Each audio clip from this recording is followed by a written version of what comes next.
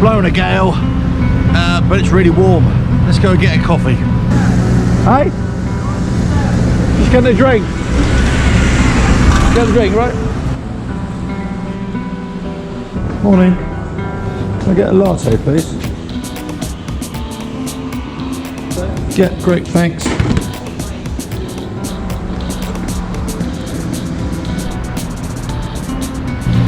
£3.15 for a cup of coffee.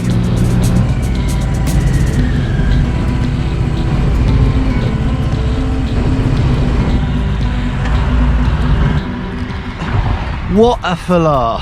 So I got up really early this morning because I wanted to beat the weather, and I've done that, and I thought I'm leaving so early I'll go and get a coffee from one of the shops, only to be ripped off for £3.50. I mean, for a small cup of coffee. You saw it, you know.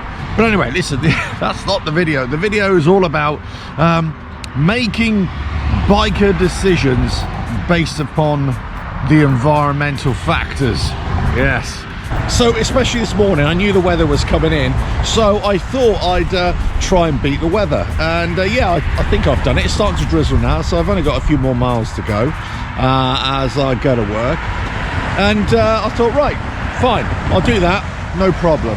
But then during the night, because I've been up since 4 o'clock this morning, and I could hear the wind howling outside, so I thought, right, let me go with the full face helmet. There we go, you see, full face helmet thing, lovely. I hate riding that thing anyway. I don't know what it is. It's just when you ride with an open face helmet, I can hear everything, I can sense things a lot more. With that, I can't. Yes, it's a better helmet for winter riding, no doubt, but in terms of the feel or the connection with the bike, I just don't get it. I just don't have that same connection.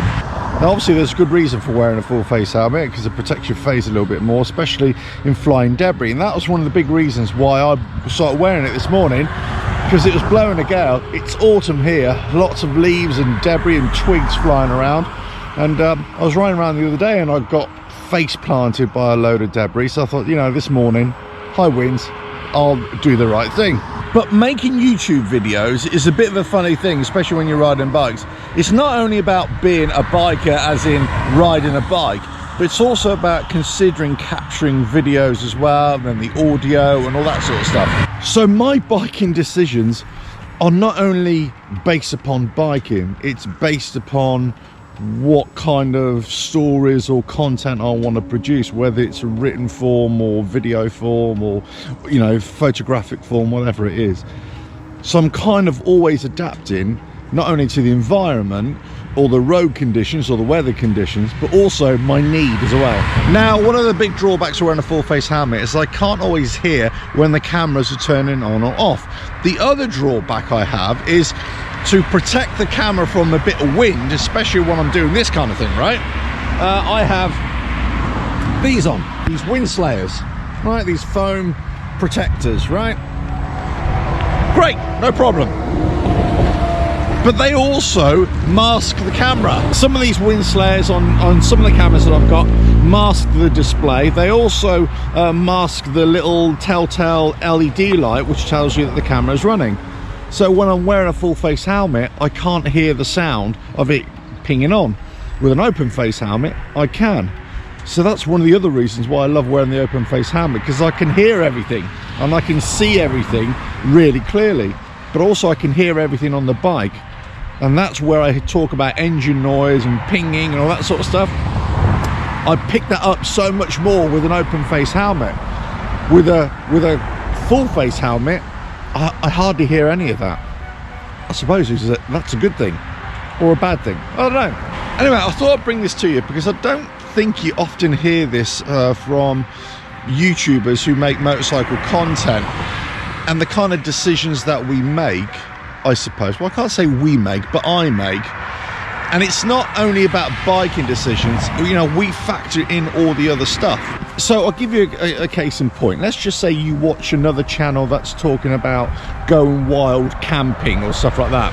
Or you might watch my channel and I'll say, oh look, you know, I'm going to go off on the bike, really bare bones, and you know what, I'm just going to talk about emergency camping. If you watched that video a couple of weeks ago, for you watching that or you going to do that, that's exactly what you do. Bare bones riding, a little sheet and away you go.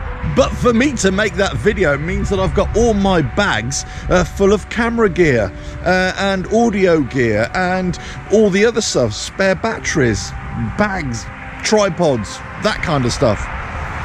So I'm not exactly going bare bones. And the decision to make a video is not only about the content itself, the idea, but it's also how it's going to come out on video as well, which is, you know, something that normal people riding bikes don't even consider.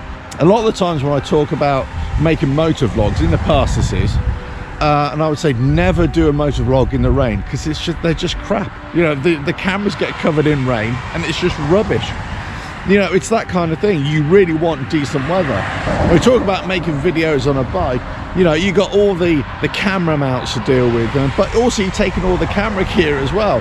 And it's another element of riding that is not, it's got nothing to do with riding, if you know what I mean. But we're making motorcycle content.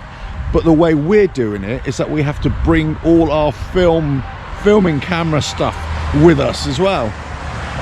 So, you know, if you're going bare bones or you want to go hiking or whatever, just bear in mind they're also taking a whole bag full of camera gear as well. So it's not exactly easy to do, and the decisions that you have to make is you know, a little bit different from time to time. But anyway, I thought I'd bring this to you this morning about making decisions based upon wind, debris, rain, and also about making videos as well.